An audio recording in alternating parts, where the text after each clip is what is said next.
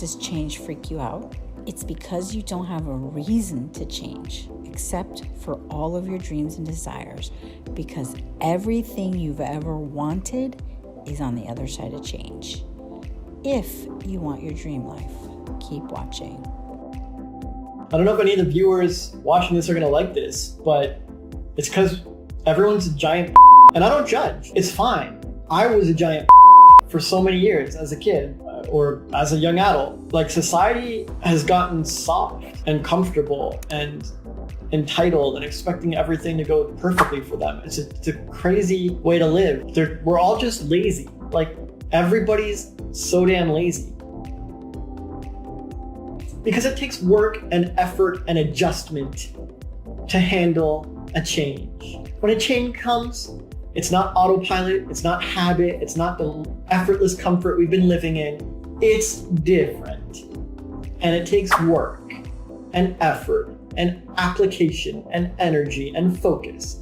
And oh, heaven forbid, life serve us up something that requires adjustment and focus, right? Like, people hate change because it summons from them a need for adjustment and focus, and it knocks them out of their zombie autopilot habits. And yes, it'd be easier to live life in zombie autopilot habits, but is that honestly like a good life? Who actually wants that? Who can sit down and say, you know what? Life would be better if there was no change and I could just autopilot through everything with no focus or adjustment. Like, I'm the laziest on the planet. Like, I love efficiency, but you don't see me fighting change every 2 seconds. Like, damn, man.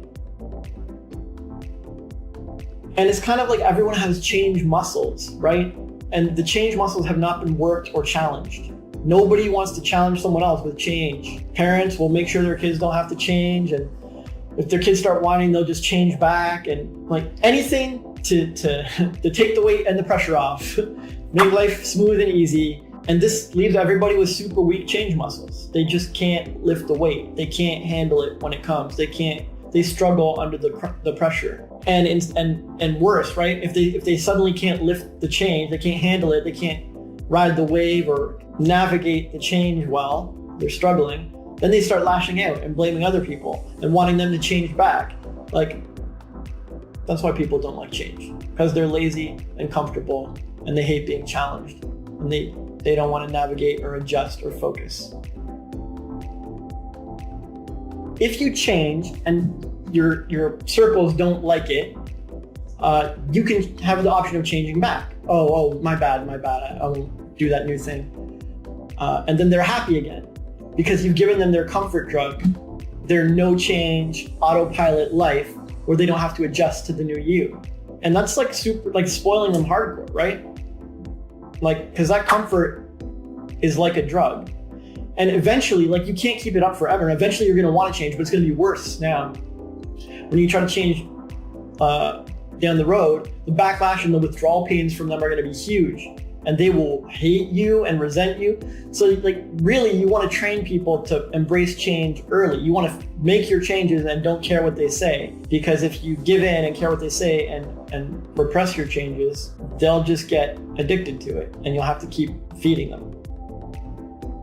There's no reason why people should change. That's why. If there was a reason, they would do it. But you're technically allowed to go through life flatlined, not really living, not changing, not evolving, till you're 100 and then dying in a grave. That's totally allowed. No one's gonna say anything. You literally have that freedom. So there's no reason to live better, like to change, to evolve. There's no reason to strengthen your change muscles. And lots of people they're like, oh, I guess I'll just stay comfy then. Yeah, so, I mean, this is why it's hard, right? Like, to persuade someone to change, you want to give them reasons. You should change because of this. You should change because of that. You should stop fighting. But like, no one's going to believe you because it's not true. You'd be lying to them. There is no reason to change, except that all the things we dream about and want and desire, every single thing is on the other side of a small change or a big change, right?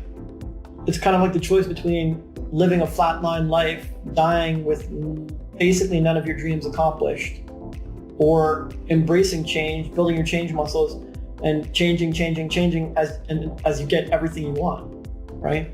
Because everything you want lies on the other side of change. But it's not really a reason, it's just a choice.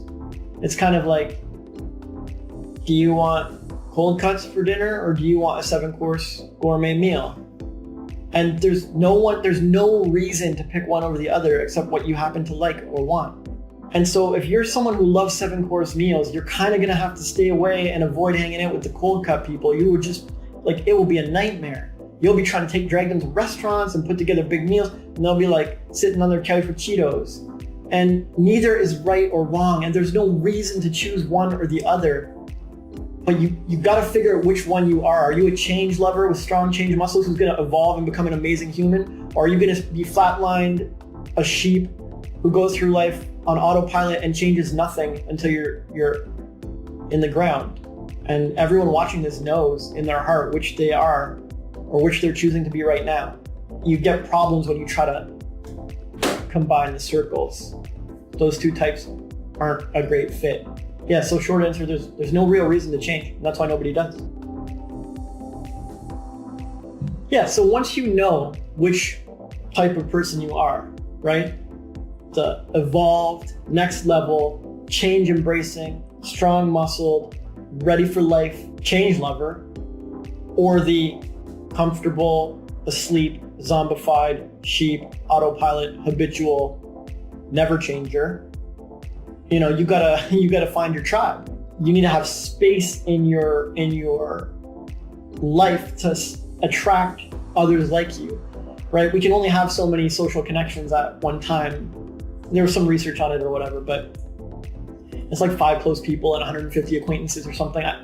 Point is, you need to have space in your life to attract other like-minded people. And if your gourmet change-loving self has all their social slots filled up with change haters, you're in for a nightmare and you'll never attract like minds, and you actually won't change because they're insulating you.